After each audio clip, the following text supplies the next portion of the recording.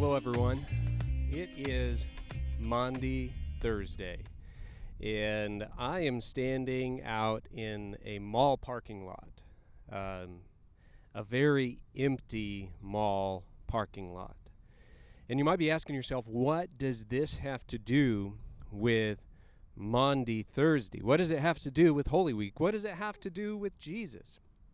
Well, if you have driven around town at all in the past week or so or two, however long, the social distancing stuff and the lockdown has been in place, you've probably seen parking lots like this. And if you're like me, it just looks weird.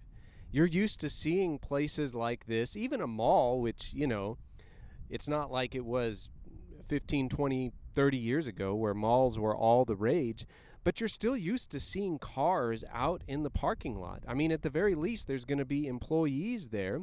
And here, as I was driving around, I saw maybe 10 cars that I assume are mall employees. It's just a very weird sight. Now, what does that have to do with Maundy Thursday? Well, something strange happened on Maundy Thursday of Holy Week. The disciples and Jesus had gathered in a room, and they were going to celebrate the Passover meal. And one of the things that was common practice in that day was that someone, usually a servant or someone of a lower estate, would come in and wash the feet of those who were gathered. This was not a task that anybody wanted. I mean, you think about your feet right now. You're probably wearing shoes. You probably took a shower this morning or last night.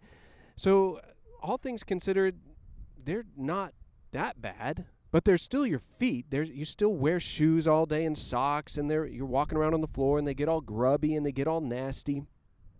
But think about this.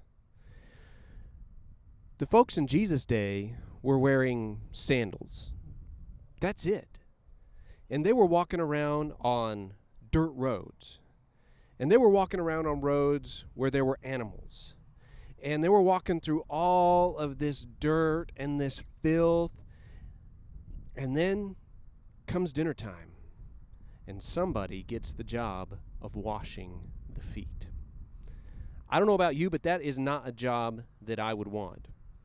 But then something strange happens at this Passover meal. The person who you would least expect to start washing feet takes a basin of water, strips down to his waist, and starts going around the table, washing the feet of the disciples. And that person was Jesus. Now, you think this is a strange sight.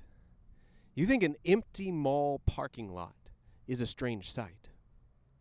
Imagine Jesus, the Son of God, washing the dirty, grimy feet of his disciples in a basin of water, one after the other. Peter, James, John, going down the table, Judas, washing the disciples' feet. Now, why do we call it Maundy Thursday? Well, Maundy means mandate. And it's because of something that Jesus said at this meal that we see in the Gospel of John. Jesus said, "A new commandment I give to you, that you love one another. Just as I have loved you, you also are to love one another. By this all people will know that you are my disciples, if you have love for one another." Now think about that for just a